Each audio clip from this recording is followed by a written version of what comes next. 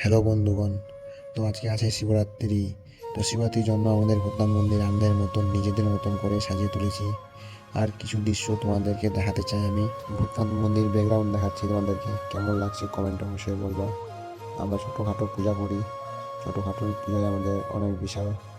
তো মন্দিরটা কেমন সাজানো হয়েছে তোমরা কমেন্টে জানাবেন।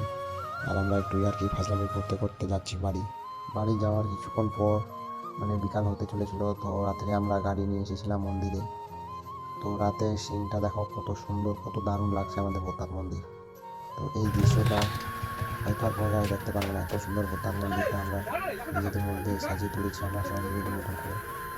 তো ভিডিওটা একটু ভালো করে দেখো, সবাই লাইক কমেন্ট করে দেবে।